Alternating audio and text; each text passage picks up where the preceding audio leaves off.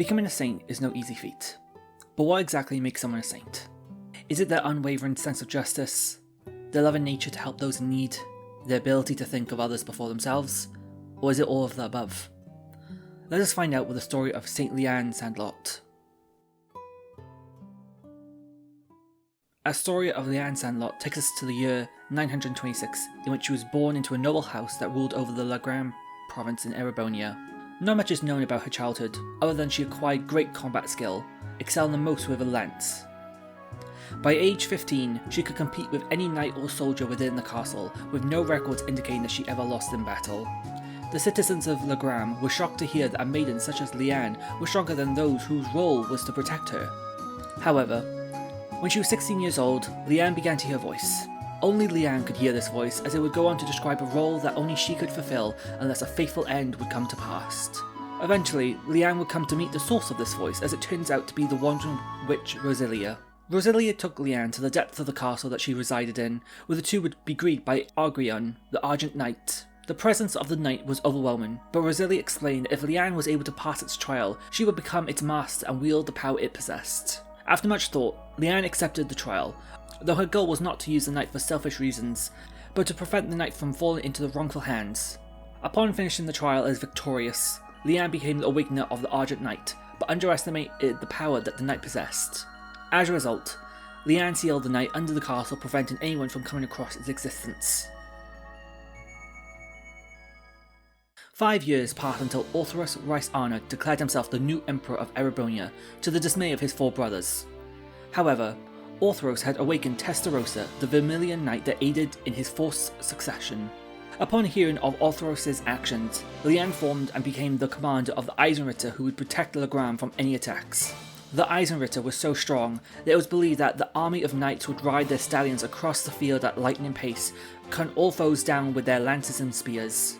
The Eisenritter would station themselves at Lohengrin Castle and successfully protect the land for 3 years until they came across Dreikel's Arianrhod.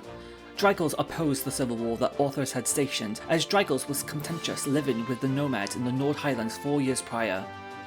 Lianne and Dreikel's realised they shared the same goal of preventing as much bloodshed, and so the two joined forces to put an end to the war. Individually, each group was powerful, but combined they were unstoppable as they liberated town after town with little difficulty. Within a year, they defeated Orthoros' allies and liberated Heimdall.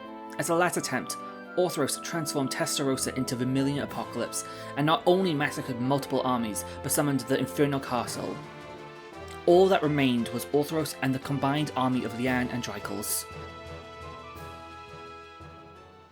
4th of July, the year 952, Lianne and Dreikel's infiltrated the castle. Although Orthoros had used crimson veins to drain the life force of those within the area to boost the power of his knight, Lianne and Dreikel's both possessed a knight themselves, and so the Battle of Ages began. It's unclear how long the battle lasted, but during their battle, Dreikel's had let his guard down and was vulnerable to a direct attack from Vermilion Apocalypse. But in an act of selflessness, Lianne shielded Dreikel's. It was this very act that allowed Dreikel's to complete the finishing blow, defeating Vermilion Apocalypse and Orthoros, putting an end to the War of the Lions. However, shortly after the victory, Dreikel's had witnessed the death of Lianne Sandlot in his very arms. To pay their full respect, Rosalia carried Lianne's body to the Hexen clan, where members of the Eisenritter could grieve the death of their commander. However, for an unknown reason, Lianne's corpse never deteriorated, and after 6 months, Lianne miraculously awoke to the surprise of Rosalia and Xian Arsaid. Confused by her revival, Lianne granted Xian commandership over Lagram in her stead. To show his gratitude to Lianne, he began to use her initials in their name. After this exchange, Rosalia erased the memories of the Divine Knights and the Infernal Castle related to the war, and as such it was believed that Lianne had died of unknown reasoning during the war. As a result, Lianne would be canonized as a saint, with the people of Lagram building a statue in her honour and holding a yearly mourning service. With another chance at life, Lianne would spend her time with Dreikel's. Over time, the two would grow close, with Dreikel's confessing to Lianne about a darkness that had resided within him since the war had ended. However, as much as Lianne would love to be Dreikel's wife, she was unable to bear children. With this fact, she knew that she was unfit to be the wife of the Emperor of Erebonia if she could not have his offspring, so she left for a trip to wander Zemuria while Dreikel's would go on to marry a woman named Evelyn. 41 years later, after Lianne had travelled across Zemuria, she returned to Erebonia to visit a now elderly Drykos on his deathbed. Even after all these years, Lianne had Drykos in her mind, though even on his deathbed she was concerned for the looming darkness that persisted over him. After his passing, Lianne believed that the darkness would follow Drykos even into the afterlife, so she continued to wander Zemuria looking for his possible reincarnation. Although Lianne maintained regular contact with Rosalia, she would begin to distance herself after obtaining an invitation from the Grand Master of Ouroboros in the year 1186. After meeting with the Grand Master, Lianne still had Drykos as her priority, so she declined her invitation and continued to wander Zemuria. After 180 years of searching, Lianne had finally found Drykos' soul, reincarnated as a man known as Gileath Osborne. Initially, she was happy to find out that he was a successful man within the Erebonian army with a wife and child, though she is saddened that she could not find him sooner and for them to be together once more. Nonetheless, she is hopeful that the darkness that once resided over him had now perished. After finding the answer that she had set out, she went to visit the Grand Master once again to hear her offer. However, during their meeting, the Grand Master warns Lianne of an impending doom that will soon fall on Zemuria.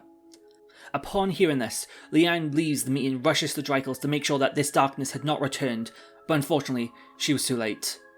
The darkness known as Ishmelga had followed Drykos' soul, and when Osborne's home was set ablaze, his wife was killed and his son severely wounded. Osborne agreed to Ishmelga's pact as long as he saved his son's life. From that point on, Lianne agreed to join Ouroboros by becoming the 7th Anguish, but would be known as Arianrhod. Her goal was to get revenge on Ishmelga on behalf of Drykos. 8 years after joining, Arianrhod would encounter the assassin from Cabot known as Yin. She was impressed as this was the first opponent that she had faced that was capable of breaking her mask. Later that year, Arianrhod would be involved in the destruction of the Order of the Moonlight Horse with the assistance of MacBurn and Louvet. Arianrhod was impressed with Louvet's swordsmanship that she invited him for a duel 3 years later. To make it a fair duel, Arianrhod chose to fight with a blade and the two began to battle with Louvet struggling to keep up.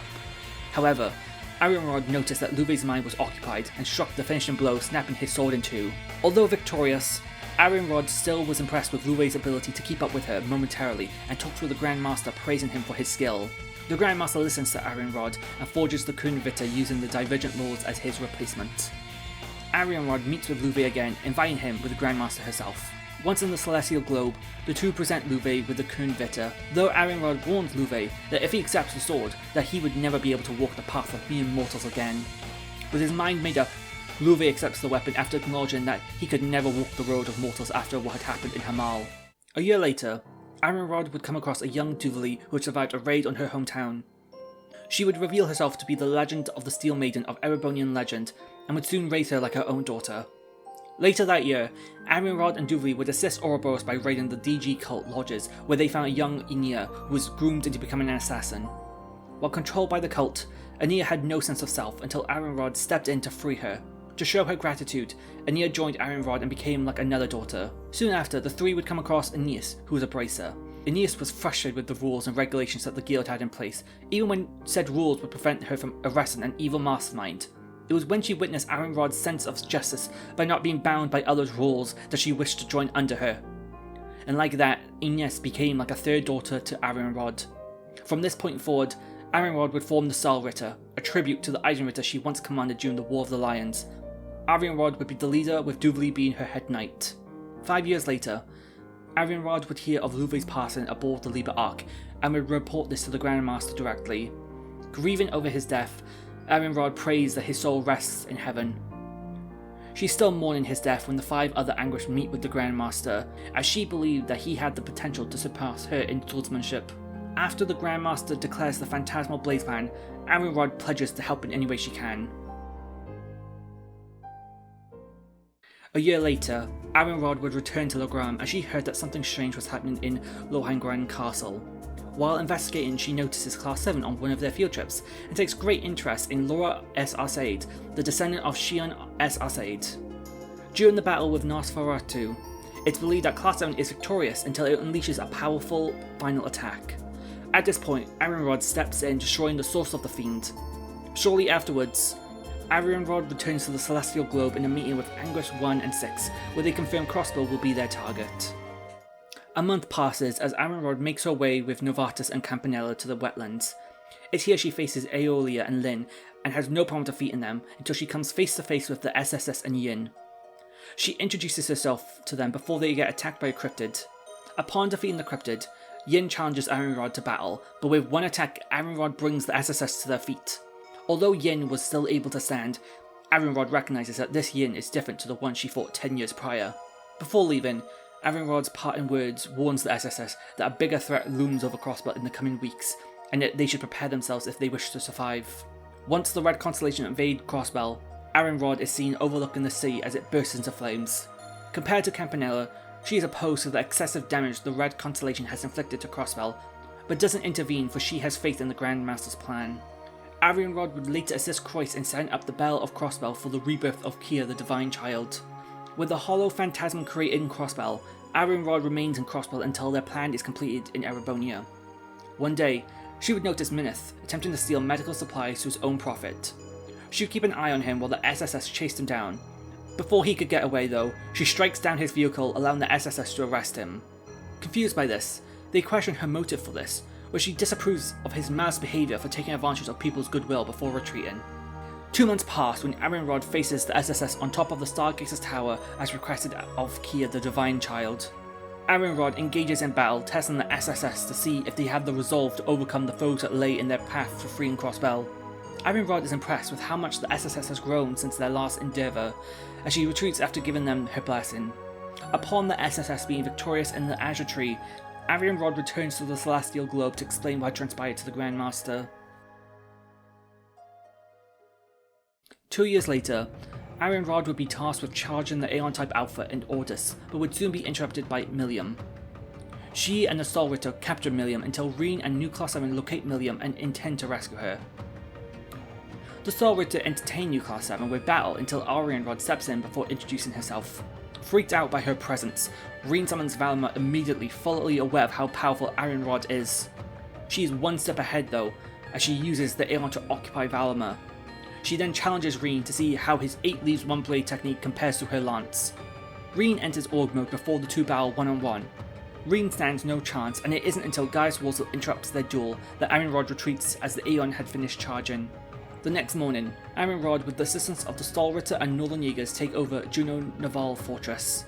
At the top of the fortress, they conduct the final experiment with the Aeon until she is interrupted by Aurelia Le Guin and Old Class 7. The two exchange greetings with both admiring the other's mastery of their combat prowess. Aurelia demands Arianrhod to show her face, as she complies before the two engage with battle. In a turn of events, Arianrhod is brought to her knees by Aurelia and praises that she is indeed stronger than when she was Lianne. Arianrhod then asks Reen if he is ready before he engages in battle with the Aeon. Upon defeat, Class 7 demand answers for what the purpose of these experiments are. However, Arianrhod refuses to answer and instead summons the Ardent Knight to obliterate the Aeon before leaving. The Sandlot was shocked by what had just transpired before retreating alongside Arianrhod. Later that night, Arianrhod sends the Sandlot on their way to blend into the general public while she meets with Roselia. It had been over 20 years since the two last met. Roselia was confused as to what Arianrhod was up to, as it appeared that Ouroboros themselves had two polarizing goals. Without explaining herself, Arianrhod gives Roselia a clue in that the answer that she desires stems from 250 years ago before excusing herself. Arianrhod would later meet with the other Angrists in the Celestial Globe as they decide either to continue the Phantasmal Blaze plan or abandon it for Osborn's Great Twilight plan. Arianrhod votes in favour of Osborn's plan, as this would allow her the opportunity to finally defeat Ishmaelka for once and for all. A month passes and Arianrhod is present for when the Graal of Erebos is summoned, after awakening the Black Holy Beast. Arianrhod orders the Sandlot to guard the path to the Graal of Erebos, where she herself will defend the first floor with McBurn. She finally gets to meet the descendant of Shion when Laura and the rest of Class 7 challenge her and McBurn to battle. However, the rest of Class 7 are able to push through on ahead as Master of the Arcade School Laura aids Dominion Gaius and wondering which Emma occupy her. However, once Millium sacrifices herself, she transforms into the Sword of the End. With this sword, Reen kills the Black Holy Beast before it unleashes the curse onto Erebonia. Whilst Reen is in a berserk state, he starts to head towards Osborn before Arianrhod as well as the other Awakeners descend from the tower to prevent Reen from doing so. Another month passes. Arianrhod resides in the Black Workshop until a new and old class save Reen. However, Since the curse had been released, Dudley begins to question Arianrhod's actions and asks to be released from the Sandlot. Arianrhod thanks Dudley for her devotion for the past 8 years and grants her permission to leave. With Osborne at her side, Arianrhod begins battle with new Class 7, although their battle would be short-lived as it would be interrupted before Class 7 retreat from battle. The next time we see Arianrhod is when Osborne lays the stage for the rivalries of the 7 Divine Knights. The Awakeners wish each other luck, for only the strongest will remain. With that, Arianrhod calls for Ines and Aeneas before the Awakeners disperse amongst themselves. Arianrhod opts to have her rivalry in the Stellar Sanctuary located in the Wetlands and Crossbell. Arianrhod prepares to battle Class 7 as she's been waiting 20 years to kill the root of evil that is Ishmelga, who has tainted the soul of the man she fell in love with over 250 years ago. Class 7 can't help but admire her determination before Rosalia interrupts their conversation, asking why she nor Drykos asked for her help. Though she was aware of that possibility, neither her nor Drykos wished to be more of a burden to the Holy Beast, as this matter was caused by humans. Dudley is critical of Arianrhod. Over the 8 years that she had followed her, she understood that she would never want the world to come to an end. Instead of carrying the burden of the world, she could reach out to those around her. Before the battle begins, Arianrhod could not be more proud of Dudley. The resolve in her eyes and the determination she has forged from creating her own path brings such joy. With that, Arianrhod summons her lance, prepared to go all out for this rivalry. Her spirit is so strong that it pushes Class 7 backwards. With her friend watching over this rivalry, Arianrhod prepares to fight the descendant of her second-in-command, the girl she raised like a daughter, and the boy born from the man she fell in love with. Both parties fight with all their might, and in the end, Arianrhod's lance is fractured. With the conditions met, the third rivalry between the Ashen Knight and the Argent Knight begins. After an exhaustive battle, Arianrhod is defeated. While on her knees, she congratulates Reen by overcoming his third rivalry. She is content with her defeat, as she bears witness to the power, determination and resolve of those in the present have acquired. With no more regrets, Arianrhod prepares to be sacrificed until Class 7 invite her to join them to prevent the world from ending. She ponders this invitation, but before she can give an answer, Rufus Alborea, Awakener of the Auric Knight, comes from behind and stabs her in the back, stealing Reen's victory. With a deep stab wound in her abdomen, Arianrhod lays on the floor with her 3 knights around her. In her dying breath, she reinforces her love for her daughters, and feels honoured that Laura's family had continued the Arseid swordsmanship. With the loss of her strength, she sacrifices it to aid Reen in his journey.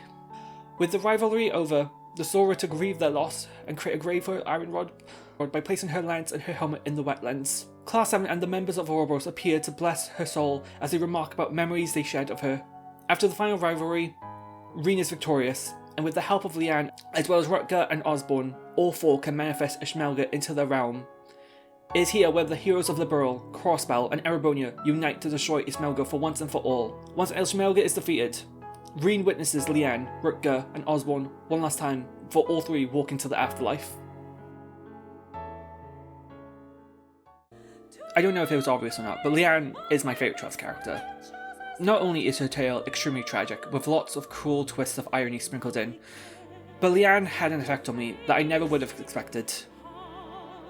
From playing the Sky games, I think it's really easy to conclude that Ouroboros are a purely evil group, but with the introduction of Lianne, it allowed me to question the validity of that claim. On one hand, she possessed an insane amount of power that made me fear her initially, especially with her boss fight in Azure. But with each game, more information was unravelled to reveal the truth of Lianne. It's why I believe Lianne chose to throw away her name and to wear a helmet. It was a way for her to hide the reality of her situation. So rarely did we ever see Lianne happy or even smile. The burden of seeing your lover with another woman twice within one's lifetime must have hurt so deeply. But she persisted to keep all of this sadness to herself, not once thinking to reach out to Rosalia or even the Sandlot. I think in the end, Drykos and her daughters was the only light of hope in her life. She had already showed herself to be selfless throughout her entire life. I think it's why she decided to take Dudley, Ines and Aeneas under her wing. She was working for Ouroboros for some time and knew about the darkness children like Louve could develop. She would never wish that sort of pain on anyone, so it's most likely she cared for them to prevent any of them from ever becoming enforcers. I pray that Lianne is finally at peace in heaven with Arius and Drykos.